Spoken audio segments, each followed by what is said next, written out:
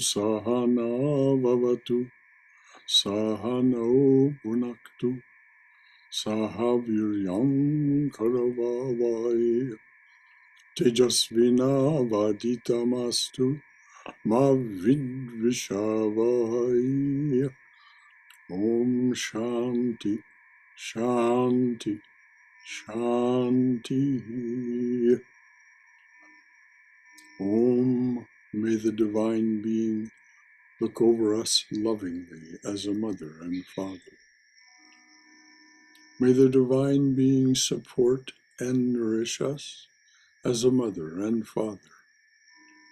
May we have the strength and skill to study together the art of spirituality. May no misunderstandings arise amongst us. Om, peace, peace, peace and beneficence be unto us and to all beloved beings everywhere. Well, good evening, everyone, and namaste. Welcome to our Wednesday evening reading and discussion of Swami Ranganathananda's small book, 83 pages, Divine Grace.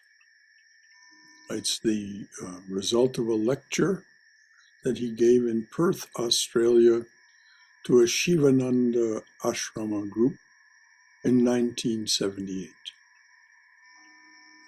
It is a remarkable piece of work in that it evokes our highest form of spiritual attainment, and yet at the same time encourages us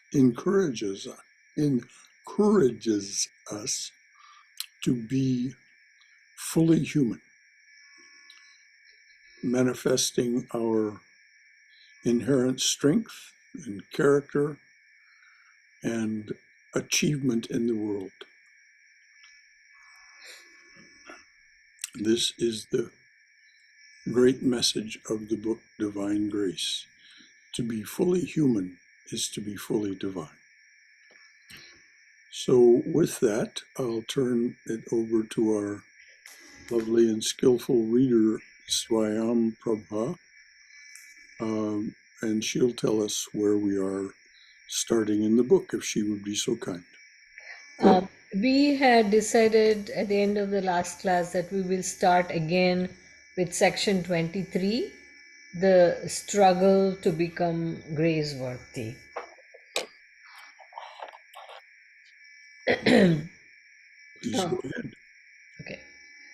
All these steps outlined by Silvano Arrietty to foster creativity already form integral parts of meditation and other sadhanas or spiritual practices, of the dynamic spirituality of the science of religion, the science of the spiritual growth of man, as contrasted with the static and formal piety of all ethnical religions. In life, generally, and in spiritual life particularly, Sri Ramakrishna refers to the need on the part of the seeker to strive to obtain the grace not only of God, but also of one's own mind. To emphasize this, and it needs much emphasis, he used to recite a familiar saying of the Bengal Vaishnava tradition.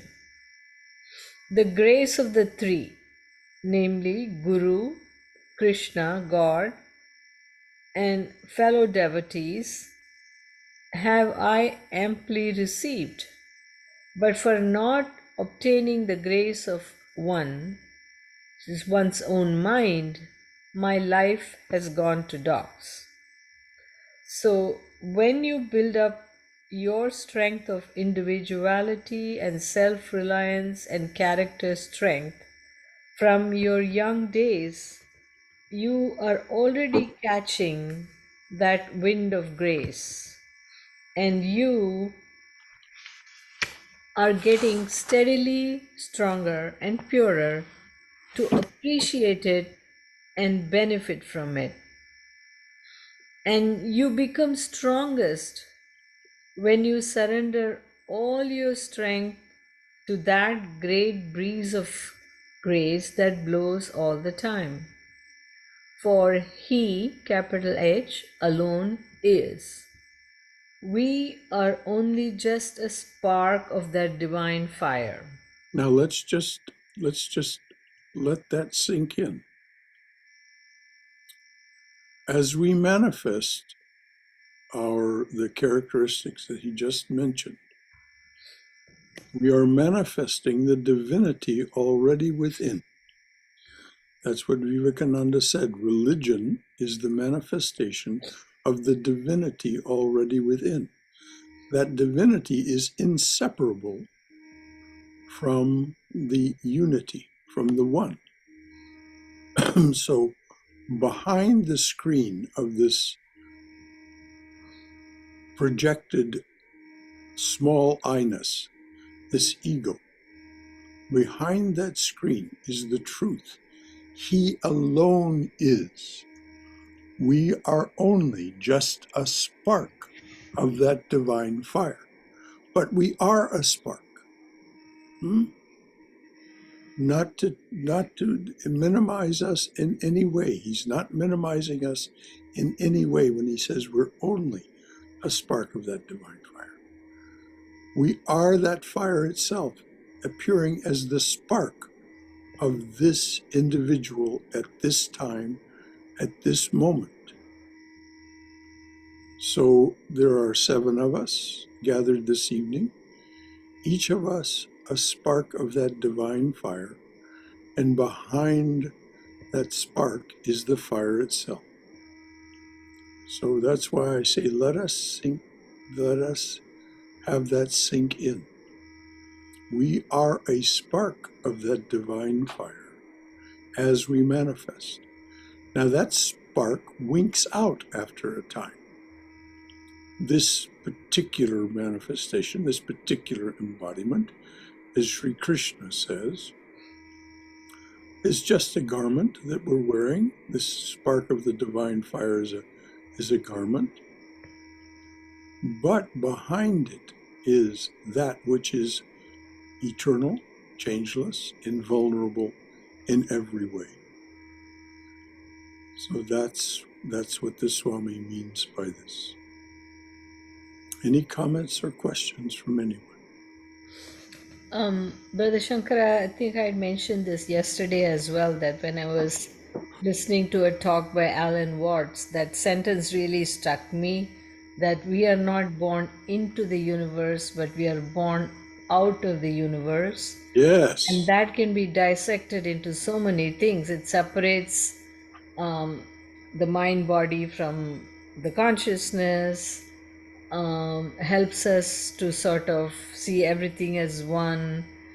And when we participate in talks like this, discussions and satsangs, it reinforces that, because when we are out of it, it's hard to keep our mind on that. But when we meet together like this, it's it's somewhat easier to keep our minds in that higher plane. Oh, absolutely, dear. And when Alan Watts says we are born out of this universe, he's saying exactly the same thing, in other words, that we are a spark of that divine fire. That spark is born out of the divine fire, which is the universe, in its active and its inactive phases or states. Thank you, Swami. I'm glad you brought that up again. Anything else from anyone? All right, dear, please read on.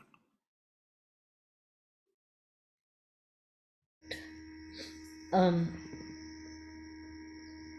We have not to run after, to pine after divine grace.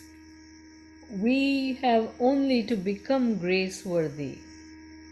And that grace worthiness is what one gets by achieving manliness through a life of self reliance, hard work, and struggle to develop character strength.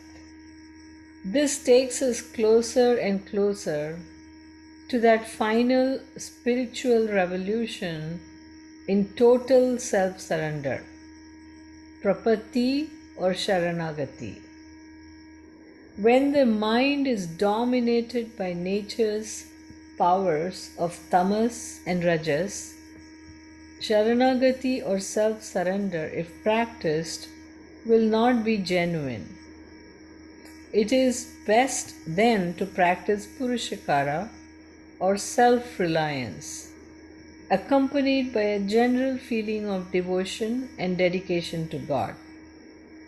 But when the mind rises to the level of sattva or even sattva dominated rajas, it gets the capacity for self surrender and appreciation of divine grace. It is at this level that bhakti shines at its purest and best, and human life reaches the level of spontaneity, naturalness, and effortlessness. The Srimad Bhagavatam gives a beautiful. Hold on just a moment. Just notice this promise that the Swami has just made. Read that last sentence again, please. It is at this level that bhakti shines at its purest and best, and human life reaches the level of spontaneity, naturalness, and effortlessness. That is the goal of each of the yogas. Each of the 4 yogas is just exactly what he described here. But bhakti is said by Sri Ramakrishna to be the appropriate, the most auspicious path for this age. He explains why. I won't go into all the details now. But it has to do with this great darkness that is the end of the Kali Yuga, in which the bull of Dharma, as it is said, or the cow of Dharma, has not a leg left to stand on. All 4 aspects of Dharma have been removed, and so there's nothing left. And so Sri Ramakrishna says, your only recourse, your only resource, your only salvation, your only refuge is devotion, bhakti. Any comments from anyone or any questions about that?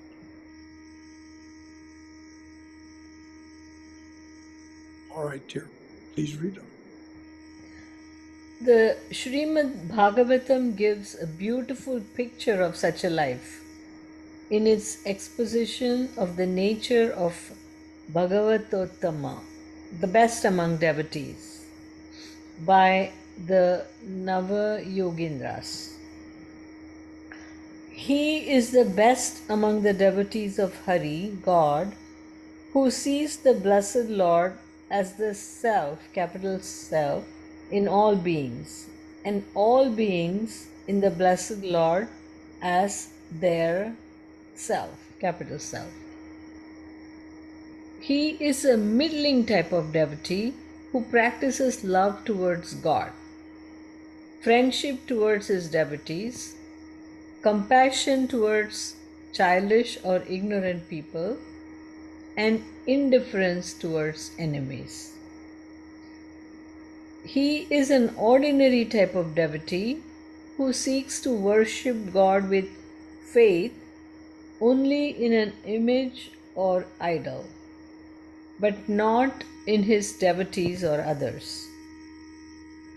He is the best among the devotees of God, who sees this universe as Maya of Vishnu, the all pervading Lord, even while experiencing its objects through his sense organs. He is the preeminent devotee who, through his constant remembrance of Hari, does not get deluded by the characteristics of the world, such as birth, death, hunger, thirst, fear, cravings, and hardships, affecting the body, sense organs, vital energies, mind, and intellect. Hold on just a moment. You see where the Swami is leading us. It's not in any way an aspersion on us, something where there's something wrong with us.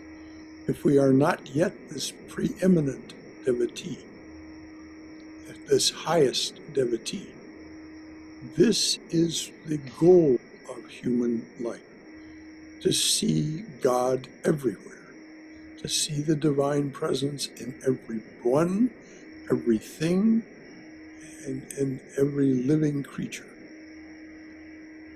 So the fact that we may be at the lowest level that he mentions, the mediocre devotee, that does not mean that there's something wrong with us. It just means that there is more divinity for us to manifest.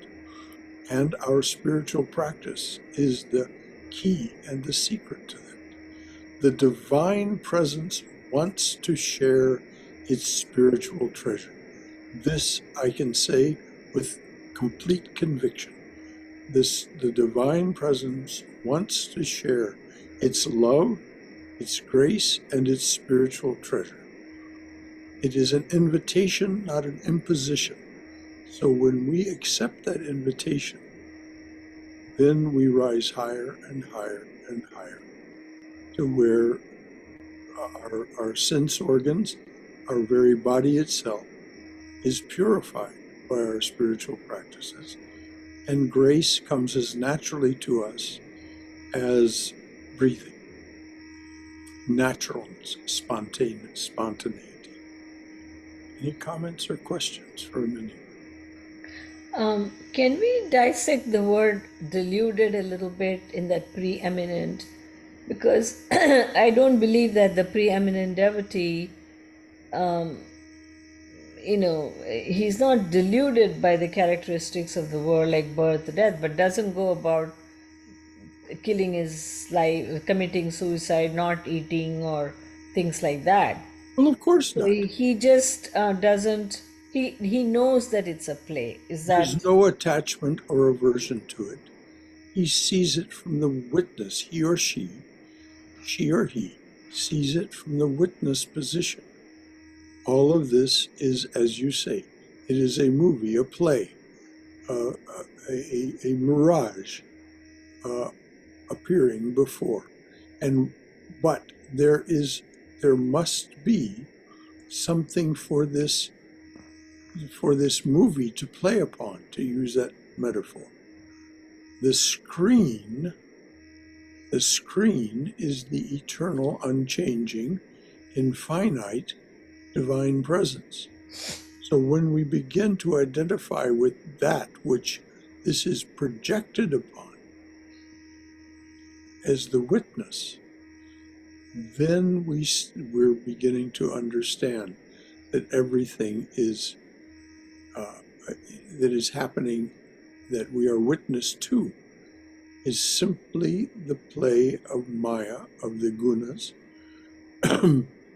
And it's not personal. It has nothing to do with you individually, the self of yourself, capital S.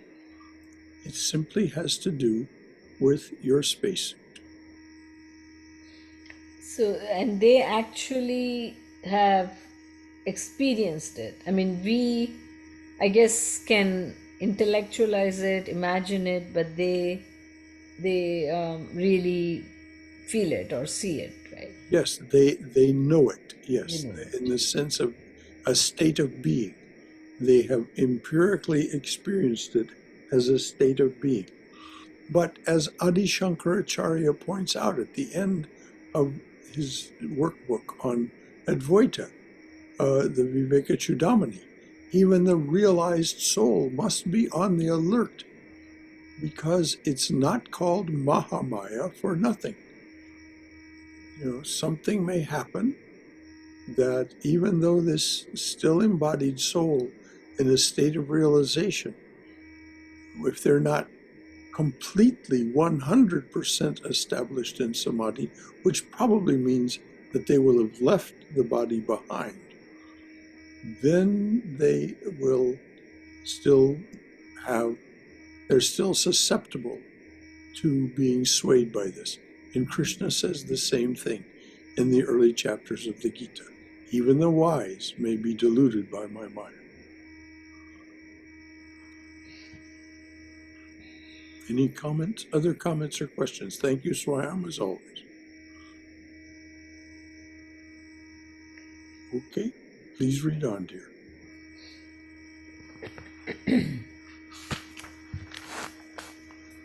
He verily is the best among devotees who, ever residing only in Vasudeva, Hari, does not experience the emergence of even the seeds of sense cravings and craving satisfying actions in his mind. He indeed is dear to Hari, who is not attached to the notions such as birth, actions, caste, order of life, etc., centered in this body. He indeed is the best among devotees who does not entertain in his mind distinctions as this is one's own, this is an outsider or a foreigner, and who is peaceful and looks upon all beings with equal mindedness. Every devotee is inspired by this truth when truly comprehended that there is God's grace available to him or her. Start that sentence again, please, dear, and put the emphasis on the when truly comprehended. Every devotee is inspired by this truth when truly comprehended that there is God's grace available to him or her. That is what will carry him or her onward in life thereafter.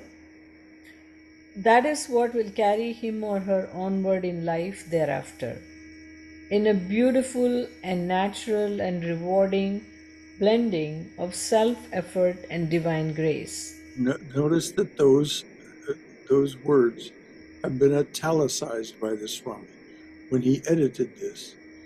So give emphasis to those, please.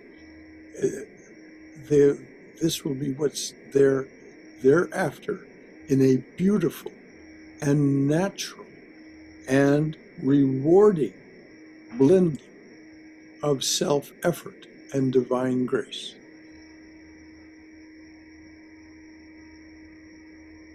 Blending. As long as we're embodied, we make the effort to be and do, to create and share. But we also have this divine grace that allows us to sit in the witness seat, in the witness position, and say all this, as Krishna says in the Gita.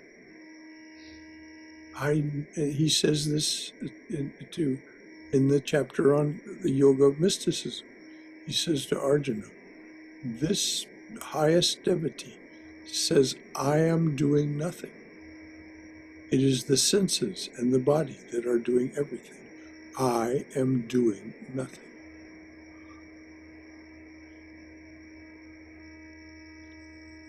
Any comments or questions? So, Brother Shankara, so um, even though it's sort of split into so many different paragraphs, I guess all these are qualities of the best among the devotees, right? Because he says the Yes, best among. yes. It's this is the way of the Upanishads and the Bhagavatam and so on.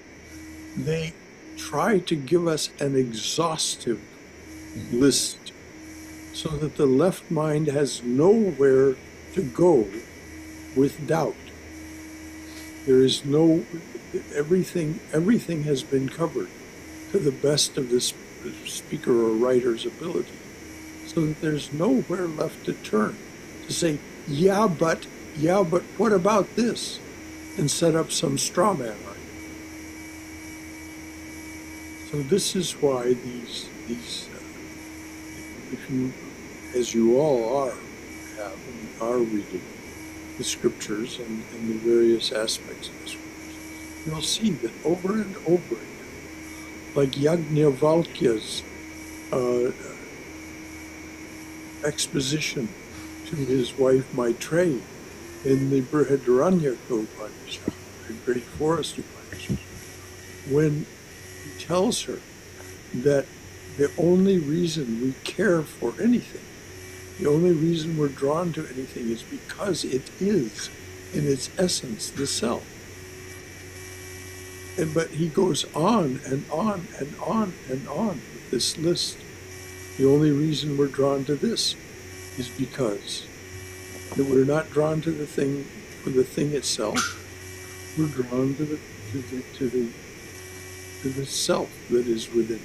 He starts by saying the husband does not love the wife for the sake of the wife, but for the sake of the self, capital S self. And it goes on and on and on and on. And so this is why the assertion is sometimes made with a chuckle that everyone is a devotee. They're just misunderstanding what they're devoted to. They may think they're devoted to their yacht or their Ferrari. They may be completely immersed in what seems to us to be a hopeless worldliness. But it's only because they're still, through ignorance, misunderstanding what it is that draws them to these things. And so we're fortunate in that we're getting a glimmering of an understanding that yes, it is for the sake of the self that I'm drawn to anything at all. Is that clear? Mm-hmm. Anything else from anyone? Thank you again, Swami. So yes, this listing of the best, the characteristics and attributes. You'll notice if you look at them, go back with a little distance and look at them. These are the attributes of the divine. These are the attributes of Saguna Atman. So you're manifesting more and more of Saguna Atman. The Atman with attributes, with the goods.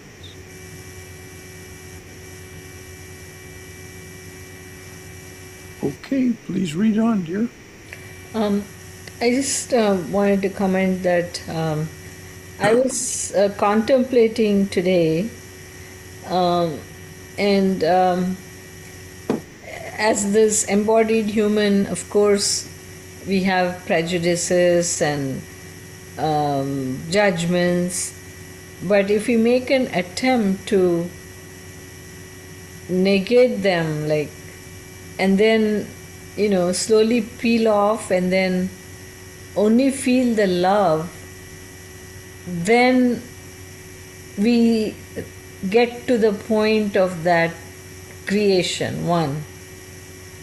Yes, exactly. And the words that you use, negate, so on.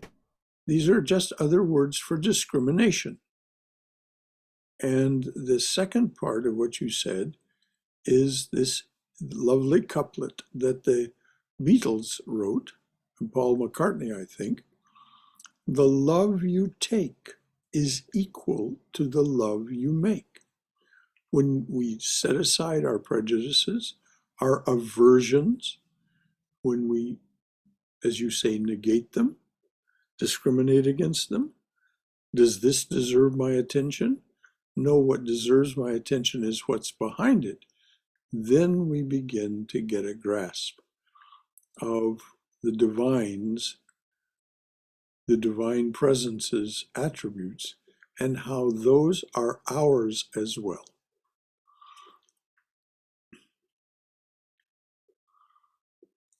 So we seem to have lost you if you're still there. No, I had just muted to listen to you. Okay, very good. All right. Shall I read on? Yeah, we'll start again what the Swami said. Okay. Every devotee is inspired by this truth when truly comprehended that there is God's grace available to him or her. That is what will carry him or her forward. That is what will carry him or her onward in life thereafter, in a beautiful and natural and rewarding blending of self-effort and divine grace, until the flood of divine grace engulfs the devotee. When people understand religion correctly as the science of total human unfoldment, they will realize that there is no gulf between man's external life and man's internal life, between man's secular life and man's spiritual life. External and internal are only formal expressions. In other words, he just said again, as he said in many ways throughout this lecture and in this book, to be fully human is to be fully divine. We must not think that there's anything wrong with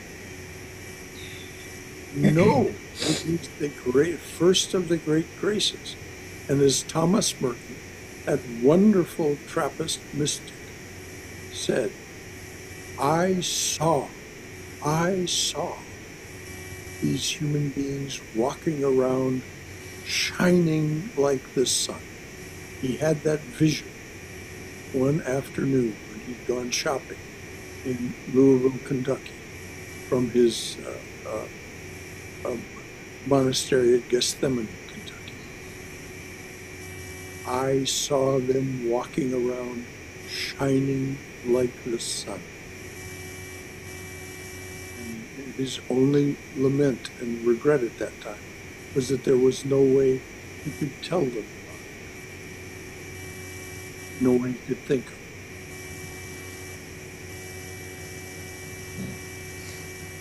Anything else from anyone?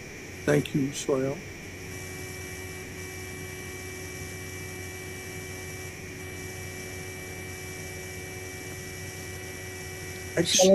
External and internal are only formal expressions.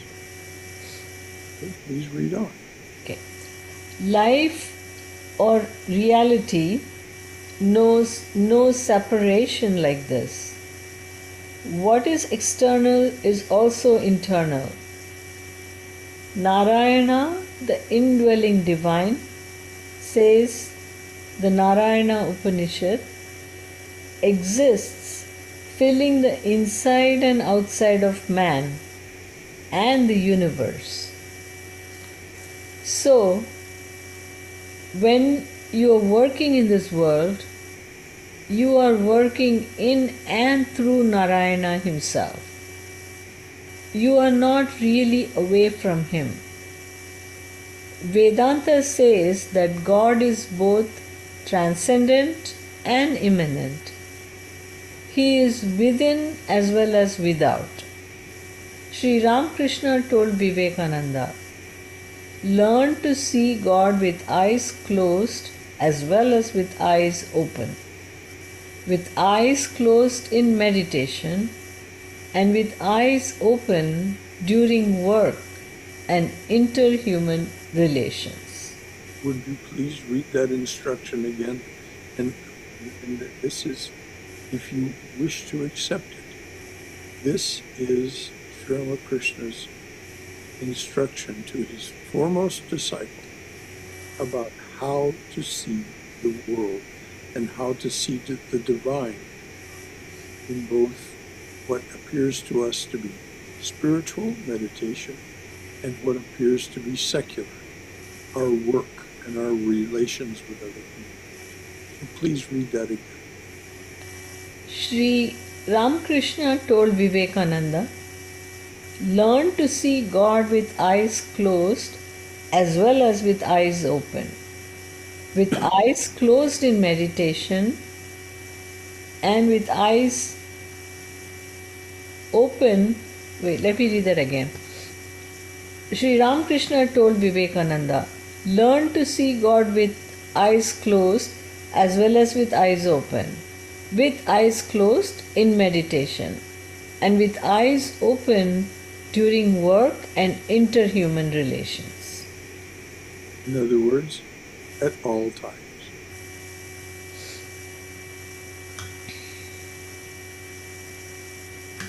Okay, go ahead, dear. So now we are at 24, which is conclusion. Section 24, conclusion. So, in the early stages of one's life, when one is dealing with the world, one is actually in touch with the divine as well. She or he doesn't know it yet, but that awareness will dawn depending on how one handles one's life. And this truth will dawn fully on him or her when that great strength gained by one's self-reliance and self-effort is able to go beyond itself to a still greater strength, the strength which is self-surrender to the divine. This is the only occasion when... Now, please note that again the Swami has put what Swayam is about to read. This is in italics, so it's meant to have special emphasis. Please begin again with this. In italics, this is the only occasion when surrender becomes supreme victory. The knowledge dawns that the breeze of divine grace has been gently carrying onward his or her little boat of individuality on the waters of life towards the ocean of total fulfillment.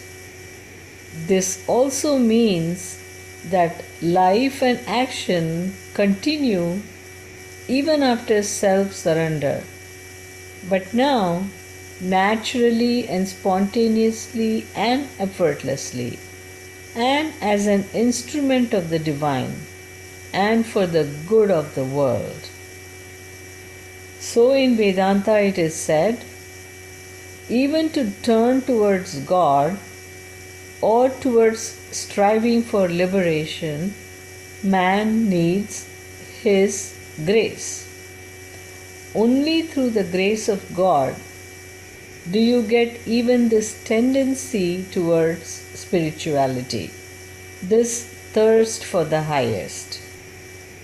Blaise Pascal, the mathematician mystic of the 17th century, felt Lord Jesus telling him, I love thee more ardently than thou lovest thine abominations. Sin.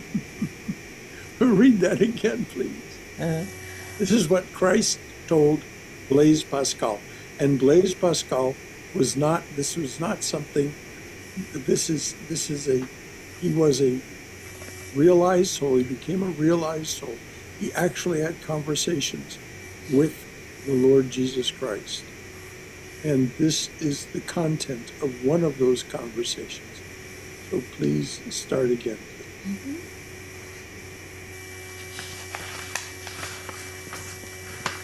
Blaise Pascal, the mathematician mystic of the 17th century, felt Lord Jesus telling him, I love thee more ardently than thou lovest thine abominations, sins. Thou wouldst not seek me if thou did not possess me. Be not therefore troubled. And this is Christ's way of saying, ye have not chosen me, I have chosen you. If you didn't already possess me, if I wasn't already there within you, having chosen you, and he chooses each one of us, it's only for us to become aware of this. And it will, according to Sri Ramakrishna, according to Christ for that matter, it will happen to each one of us. You don't find this in the canonical Gospels, but you do find it in the other Gospels of Jesus Christ, that this is inevitable for each one of us. Why? Because Christ is within us, and ultimately we will discover and yield to self-surrender, yield to that presence. As Swami said earlier, will negate, will discriminate against everything that is keeping us from seeing and feeling this love. Slowly and slowly it happens. Any comments or questions from anyone?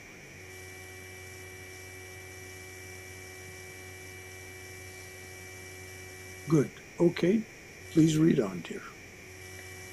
Seeking is also finding, because what is sought for is also the highest truth within us.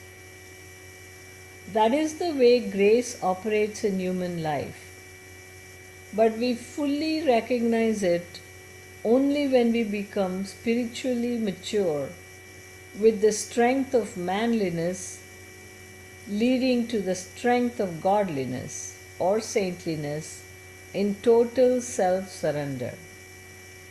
Then, from that height, one can say, my play is done. Now I see the truth. Everything was and is divine grace. Everything is and was divine grace. This is the great jubilation. This is the great celebration of the realized soul. Everything that ever was in this universe brought me to this place. As the great Lakota elders and wisdom keepers, who are women, by the way, say, you were born for this time. You were born for this time. Even though it is a dark and deeply affecting time, endless noise, relentless confusion, still we can learn to be in that witness. We can manifest that divinity of that witness being and say, this is not me. This is the play of the divine being's transformation of the world from one age to another. And it has nothing to do with me personally. It is the play of the divine. So would you read that last sentence again, please, dear? Then from that height one can say, My play is done. Now I see the truth. Everything was and is divine grace. Everything was and is divine grace. What is going on now, as troubling as it may seem, if we let our left mind rest on it and get alarmed by it. No, this is the great correction, as that wonderful song by Eliza Gilkison says. This is the great correction. And it is dramatic. There's no two ways about it. But it is not anything having to do with you. The worst thing that could possibly happen in human terms is that the divine spark that you are is somehow extinguished by this transformation. But the moment that happens, if we are to believe everything we are told by the saints, the scriptures, and the incarnations, that's the worst thing that could happen. And yet when that happens, we find, oh, we are that, and we are in the presence of that.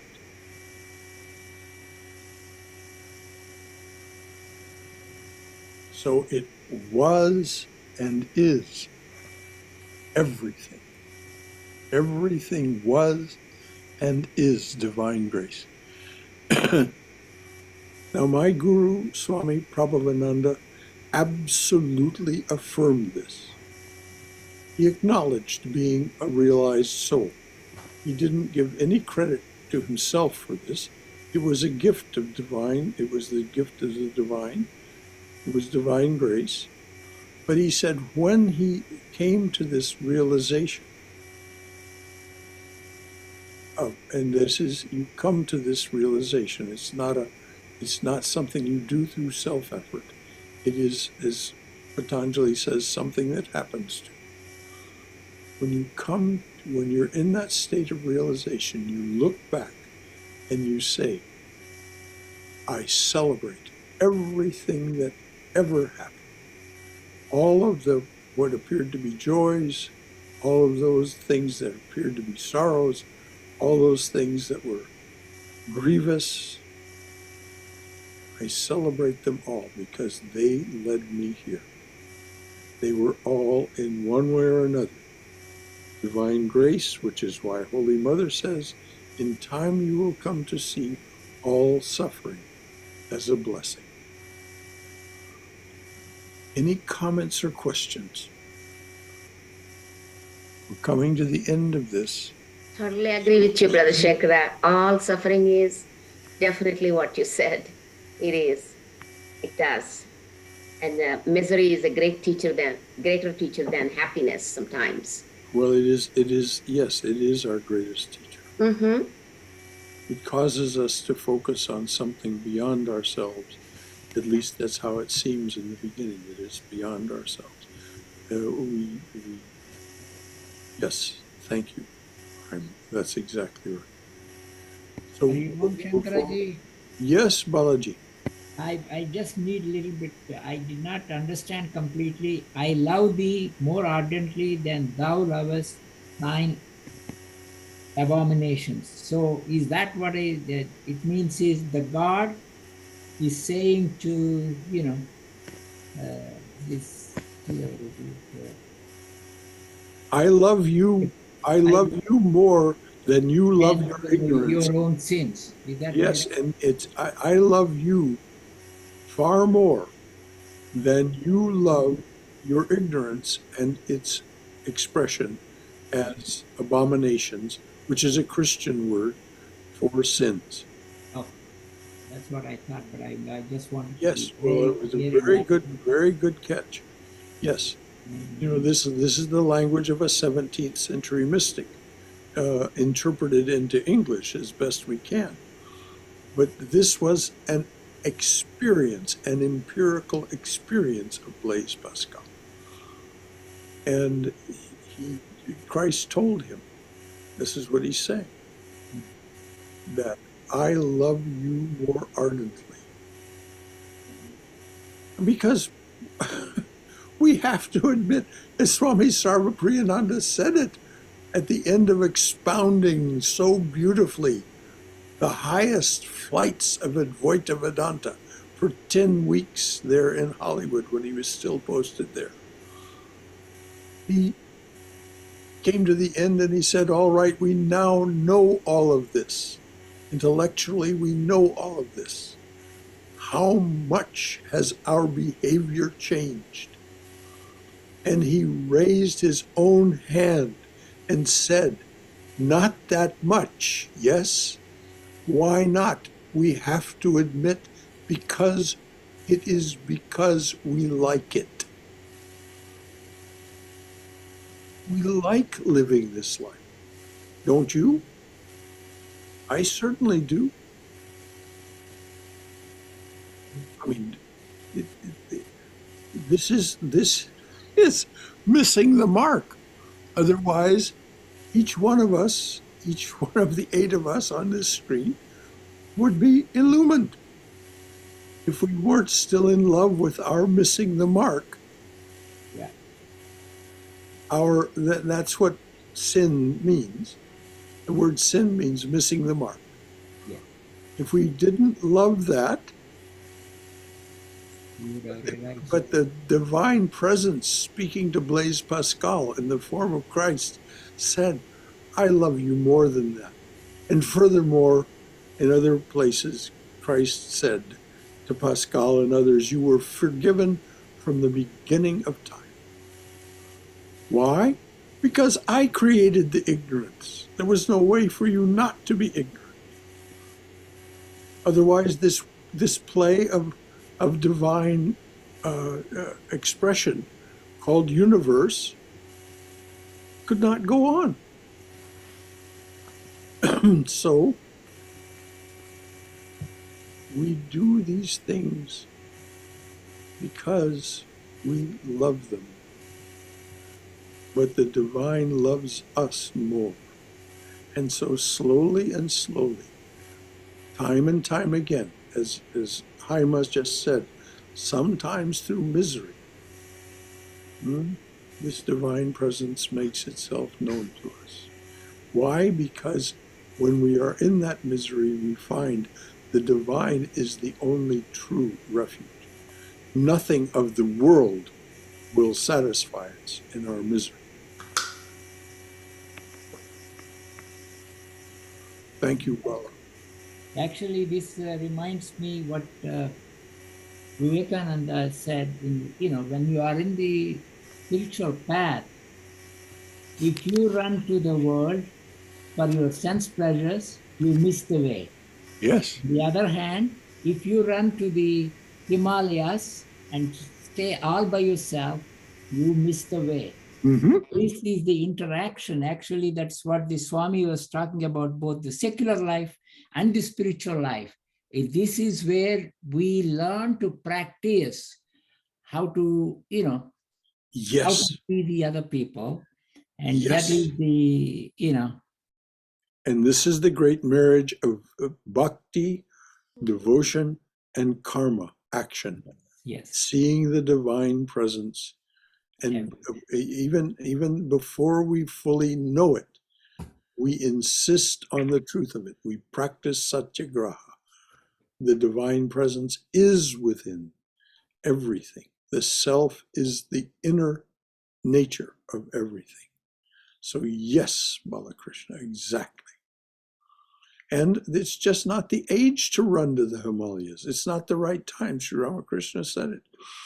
And when the Ramakrishna order monks, well, some of them would get this feather in their bosom and say, well, I want to go and practice austerities in the Himalayas. And Brahmananda would say, what? Please, we have done all that for you. Just live the life that we've given you. That's right. We've done all that for you. And when you take instruction from the Ramakrishna order, It will have to go to This Himalayas. becomes the promise for you as well, that Sri Ramakrishna's treasure chest of spiritual attainment, you are given the key to that spiritual treasure chest. Yeah, the other thing, that the one in the italics, this is the only occasion when surrender becomes supreme victory. This is what Vivekananda says, Yes. when without unfolding yourself, what is the asset you have to surrender? Yes. What have you got to surrender if Exactly. you haven't Exactly. unfolded yourself? If you haven't manifested your womanliness or your manliness, your strength of character, so Nothing to surrender. yes, you have nothing to give, nothing to offer. So this is where the Swami, if you remember, starts this book. Yes. Yes. Manifest something that is worthy of renunciation before you talk about renunciation. Thank you, Bala. Yes, sir. Brother Shankara, Yes, dear. also, it is as we strive and struggle and try to make something of ourselves, we realize, hopefully, that our misery is caused because we get attached to that sense of doership, that oh, we can change everything, we want the outcome that we want. But life then teaches us that no, Yes. we are not the doer, we do not have control, and when we're able to give that up, then the misery becomes less. Yeah, well, then the misery becomes, then we see all the misery for what it is, simply the result of ignorance. It's not anything wrong with it. We're not somehow failing. The yogi tea tag in the tea that I have here said, celebrate your successes and your failures. Both required courage. Celebrate your successes and your failures. Both required courage. So we manifest this. What is courage? It's one of the attributes of the divine presence. It is one of the attributes of Saguna Atman. Courage, strength, self-reliance, all these things. So, There are only 3 or 4 lines. Shall I finish it? We have about a minute please left. do. Yes, please go right ahead, dear. Okay. Personal effort and self surrender to the divine are only the earlier and later phases of man's spiritual life in divine grace. I wish all of you complete success in your spiritual training, growth, and fulfillment from manliness to godliness, from manliness to saintliness. That is a complete philosophy of life, and that is the yoga of the Gita. Okay, would you read those last lines again, please? I wish all of you complete success in your spiritual training, growth, and fulfillment from manliness to godliness, from manliness to saintliness. That is a complete philosophy of life, and that is the yoga of the Gita. Yes, exactly. When when Sri Krishna says to Arjuna, who's had a failure of his resolve and his courage, and he's not willing to to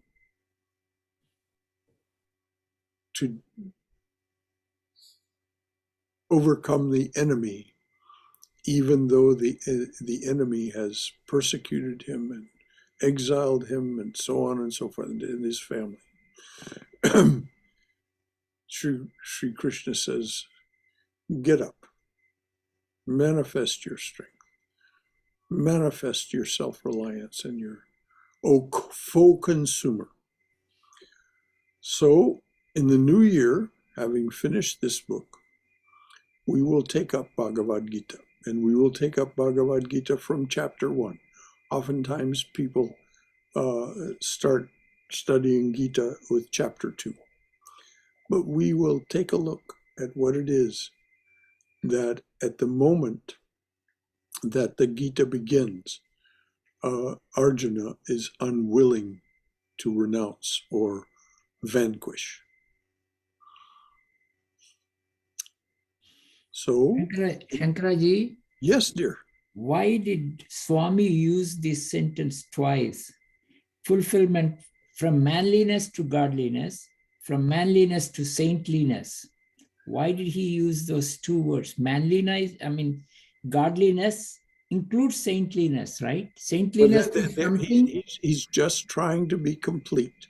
Okay. Godliness and saintliness, to become a saint, as was said in that talk recently, we are each called upon to be a Christ. We are all called upon to manifest that divinity. And to become a saint, as good King Wenceslas did, to become a saint. And Jesus says, not in the canonical Gospels, but in the Gospel of Thomas, those who drink from my mouth, those who drink what I offer, I shall become that person. So you become godly, you become saintly. And if you want to know the meaning of this, if you want to know this beautiful, beautiful state of being, read Daniel Ladinsky's exquisite book, Love Poems from God, which is the testimony of 12 realized souls, starting with this Sufi saint, Rabia, in the 4th and 5th centuries, and going on and on and on. And the second person in the book is Meister Eckhart.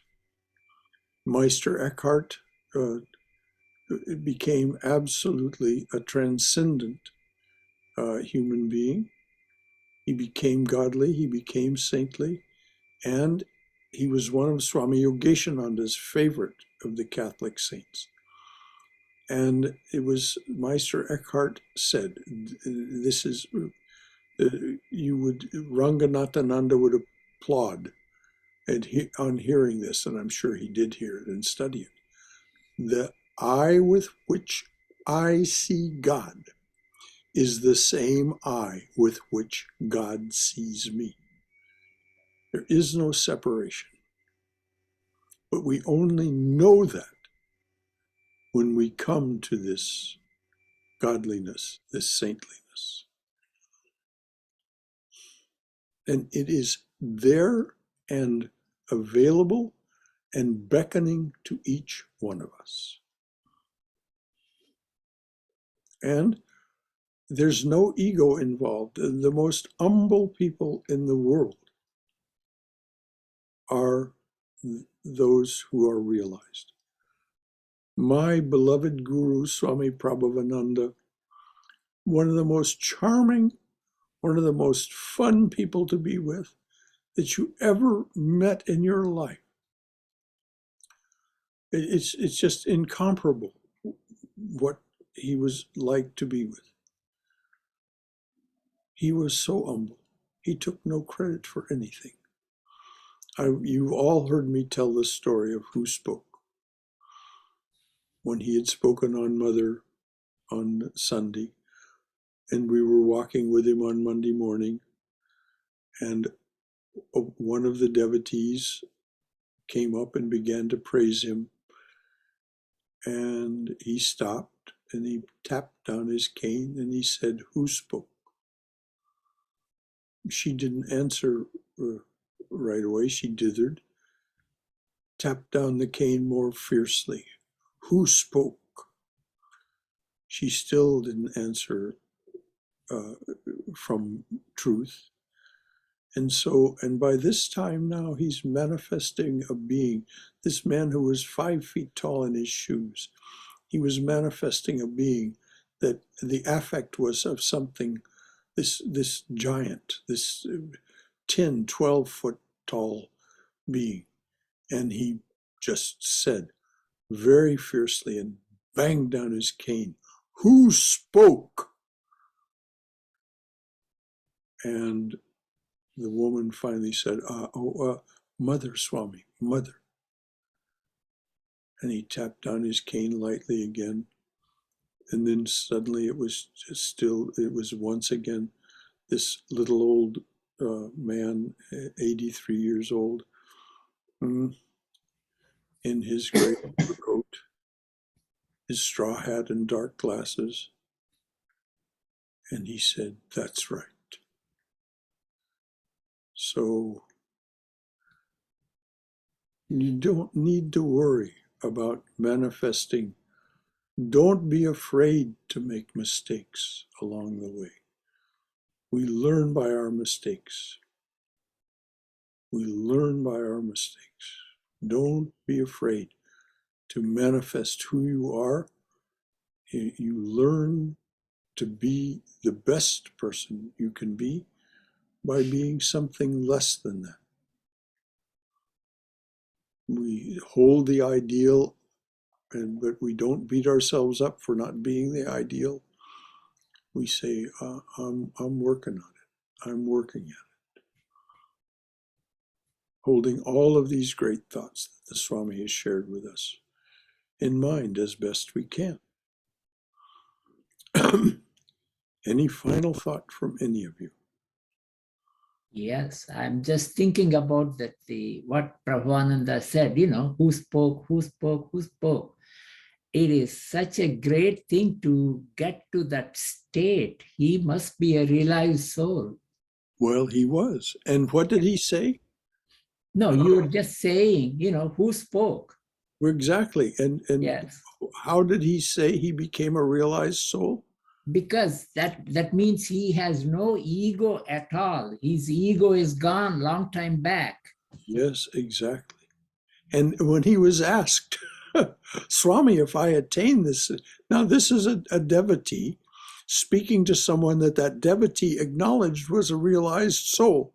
But nevertheless, he asked the question, "Swami, if I attain this state that you're talking about, this liberation, this full, won't I lose my individuality?"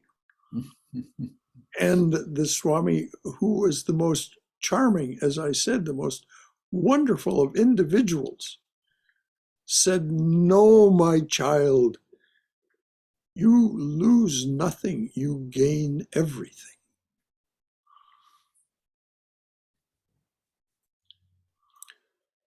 But you don't have any, as you just said, Balaji, you have no ego about it. It's because you know. And when he was asked how he achieved this state, he said, "Oh, it was I was just this rambunctious young college student. I came to Raja Maharaj, Swami Brahmananda, and at the appropriate time, after some years, Raja Maharaj bestowed liberation on him, bestowed realization." So he didn't take any credit for that either. This is why we're told to cling to our guru's feet. It is the guru who will remove the ignorance that keeps us from seeing the truth, capital T truth, from seeing the self, capital S self. All that is true.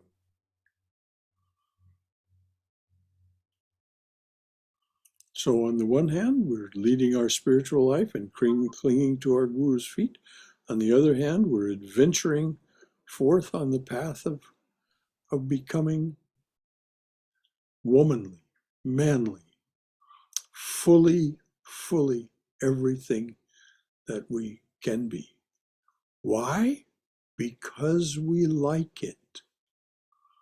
And no ifs, ands, or buts. We do this because we like it.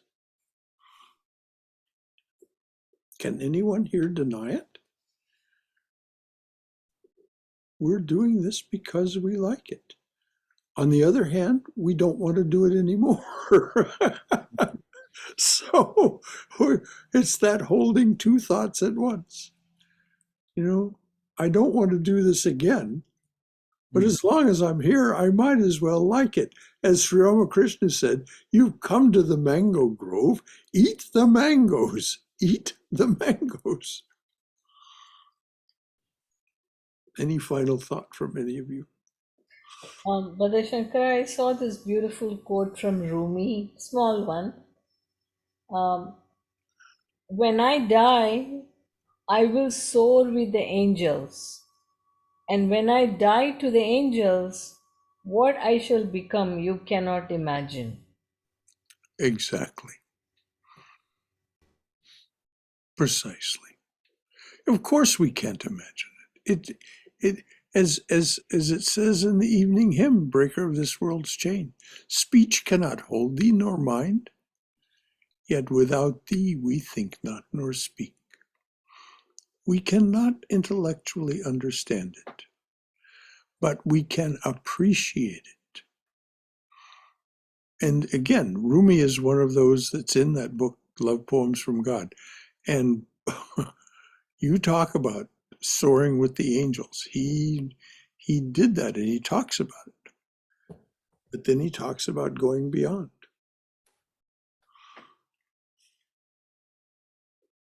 Just as that short quote you gave us. So anything further from anyone? I'm so glad we closed out this book at the end of the year here. There will be no class next week. We'll take up the Gita, Swami Prabhavananda's interpretation and commentary on Bhagavad Gita when we begin on the first Wednesday in the new year. So that's the text that you should lay your hands on if you don't already have it. Swami Prabhavananda's, it was the work of Swami Prabhavananda and Christopher Isherwood, an absolutely stellar collaboration of this, the great knowledge of the illumined soul and the great skill with the English language of this greatly accomplished novelist and short story writer, Christopher Isherwood. Brother Shankara, there is a great article by Philip Goldberg. Yes. This month's Kabar magazine. It's called the Gita and Me. It's a wonderfully written by him, 3 pages. Yes, Goldberg is yes, remarkable. he is. I He's believe he leads he American. He wrote a book called American Vedanta. Yes, It's worth your time. he wrote a nice article in how much he likes the Song of God, Bhagavad Gita by Swami Prabhupada and Aldous Huxley and Isherwood. He wrote about that book. Aldous Huxley wrote the introduction. Aldous Huxley, yes. We'll read the introduction before we. Yeah, exactly. But what magazine is that in, dear? It is Atlanta's Kabar magazine. I get it from Atlanta. Yeah, they still send it to me. I don't know how they got my address, but they still keep sending it to me. Well, because you posted, you must have posted a change of address. So that if you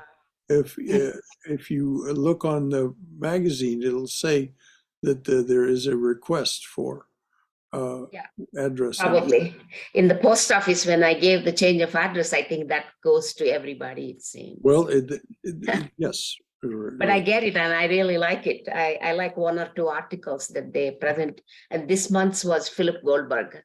Yes. the Gita and Me. That's really, really nice. Worth reading it.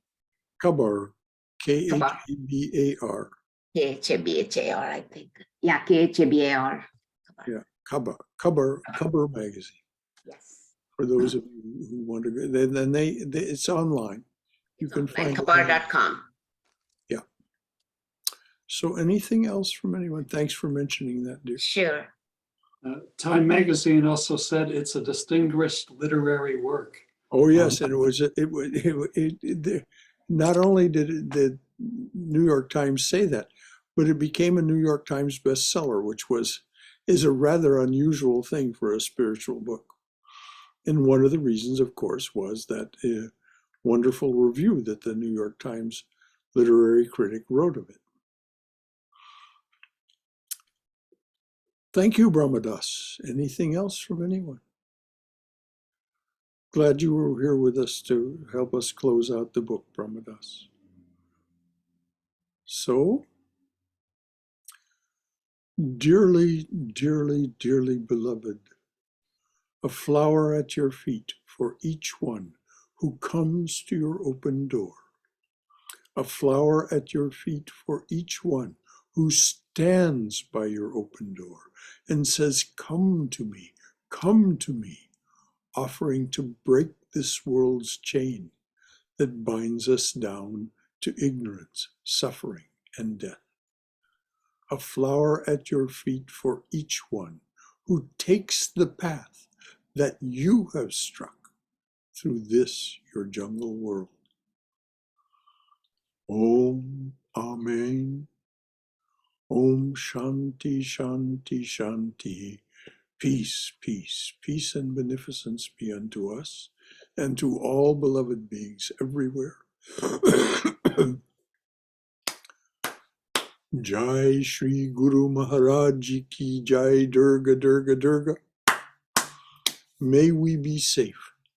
May we be healthy. May we be cheerful. May we have peace of mind. And may we know we are always in the loving and protective embrace of the Divine Being as our Mother and Father. And now, as my Celtic forebears would have said, may the blessings of these holy days be upon you and all those you love. Thank you, Brother Shankara. So, Hope you feel better, Brother Shankara. well, I'm going to see the doctor in the morning, and he'll sort this out. So far, I have what's called a rescue inhaler, albuterol, which is specifically for this kind of COPD and asthma. Yes. And it helps. That's why I was able to get through the class, because I used it just before the class. But then the class always energizes me anyway. Yeah. I just love being with you people.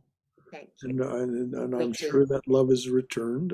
We love to be here with you. And so the love you take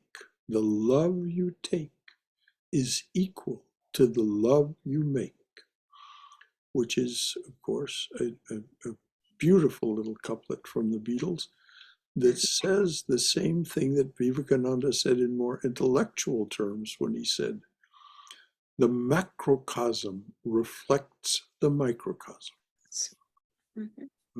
Your individual radiance is returned. And of course, the scriptures say 100-fold, 1,000-fold. Your radiance of love and joy and bliss and understanding is reflected back at you 100-fold, 1,000-fold. We don't feel it all at once, but there it is. So, Jai Shri Guru Maharaj Ji Ki Jai. Brother Shankara, Yes, say dear. that Holy Mother, Thakur, Swamiji and Divine Mother be with you, full presence at your doctor's appointment tomorrow, with you and your doctor. Thank you. Well, you know what Sri Ramakrishna said. The doctor is the divine being. The doctor is just an embodiment of the healer as the divine being as the healer. So this is the way I look on Dr. Sumle, this wonderful Burmese doctor. He's such a sweet man.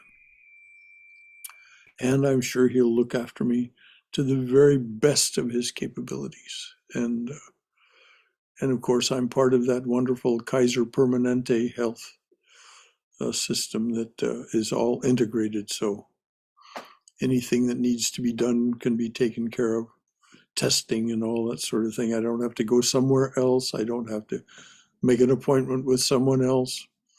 They simply put the order in the computer and bingo, it's done. So I'm so delighted to be a member of their organization. That's what they call us, members. So he's a chest specialist, Shankaraji? No, he's my primary He's- care physician. He's my primary care physician. Oh, I think okay. you've actually met him, Bala. I think you went with me to see him one time. I think I know I met Pandya. Yo, Pandya, I see January Yes. the 4th. Oh, okay. They continue to follow up on the heart conditions. So, you know, the great healer is doing everything possible to see that this old spacesuit maintains. Yes. And that's good, because as I said, even though there are these, you know, bumps in the road, as the wonderful old actress, she was 83 years old. She was still working, the actress Betty Davis. She was on Johnny Carson one evening. And Johnny, who was completely starstruck, you know, he just loved her. And he said, well, Betty, here you are, 83 years old. You're still working. What's it like to get old? And she said to him, and being the old vaudevillian that she was, she gave it the perfect 3-beat pause. And then she said to him, and I was watching the night she said this, my wife and I, late wife and I were watching. She said, well, Johnny, I tell you, it's not for sissies. And emphatically, this is so. We have to manifest our, in this case, manliness, and do everything we can. But you can tell, you know, when the class started this evening, I was feeling somewhat down in the dumps because I just wasn't feeling well. But you can see what's happened. I'm just as cheerful as I can be now. Yeah, that's great. So, dears, it's because of your divine radiance. There is one, only one. We're all one. Though we seem to be 8 on the screen here, in fact, that's not the case. And at this time of year, of course, there's so much worship going on in the world from the various spiritual traditions. Mhm. There's so much worship going on in the world that the collective unconscious which has been so troubled over the last time, you know, the last months, with everything that's going on in the world. The collective unconscious is also reflecting back to us all of the love and the worship and the devotion that are being expressed all over the world. Mhm. These are the holy days. Yes. And it isn't just Christian holy days. We know we just celebrated Holy Mother's birthday. Universal. So Thank you, Brother Shankara. may the grace be upon us. Yes. Wish you well. Good night, dears. Good night. Good night, Brother.